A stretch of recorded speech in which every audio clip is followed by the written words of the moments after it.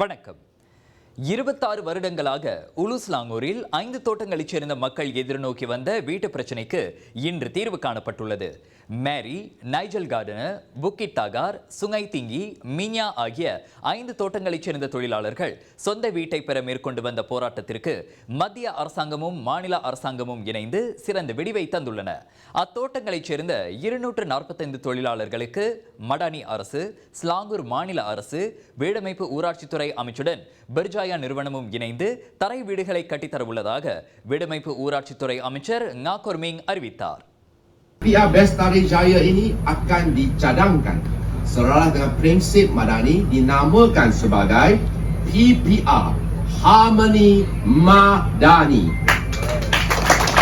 Ini untuk mencerminkan semangat perpaduan antara kaum.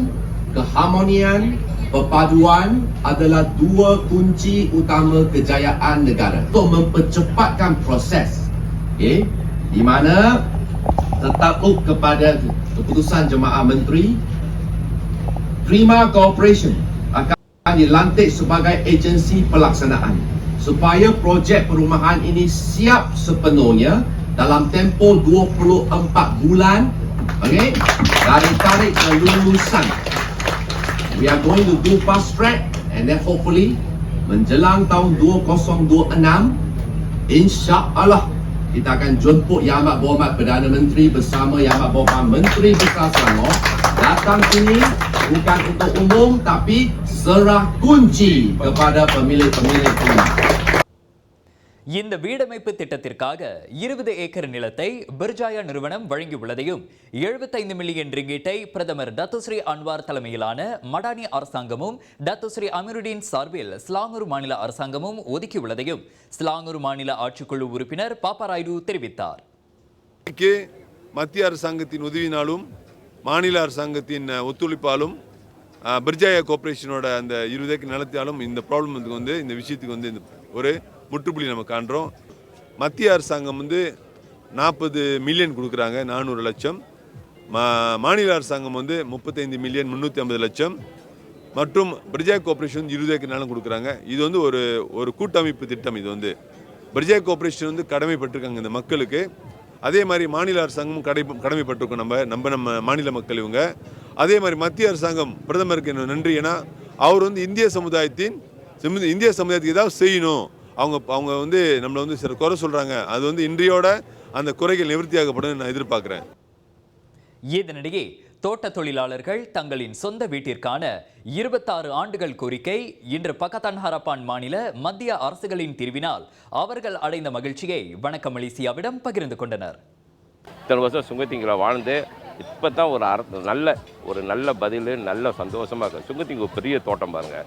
அதுக்கு பிறகு நிகழ்கண்ணதுக்கு புக்கிட் தாகாருக்கு எல்லாம் சாஃப்ட்வேர்னு சேர்ந்தது.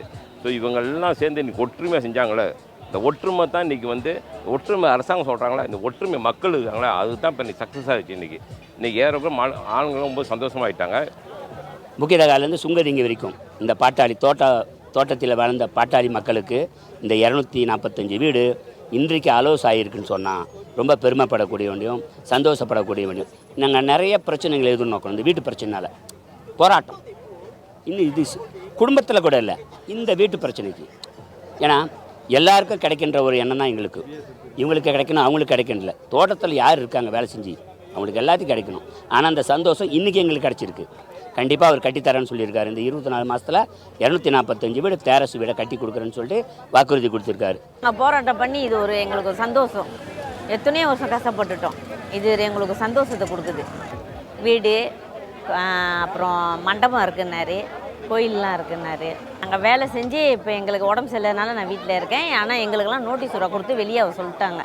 இப்போ எங்களுக்கெல்லாம் வீட்டு போராட்டம் பண்ணாலும் எங்களுக்கு இது ஒரு சந்தோஷமாக இருக்குது. இந்நிகழ்ச்சியில் செந்தோசா சட்டமன்ற உறுப்பினர் டாக்டர் குணராஜ், உலுஸ்லாங்கூர் நாடாளுமன்ற தொகுதியின் நம்பிக்கை கூட்டணி ஒருங்கிணைப்பாளர் டாக்டர் சத்யபிரகாஷ் உட்பட 5 தோட்ட தொழிலாளர்கள் பலர் திரளாக கலந்து கொண்டனர்.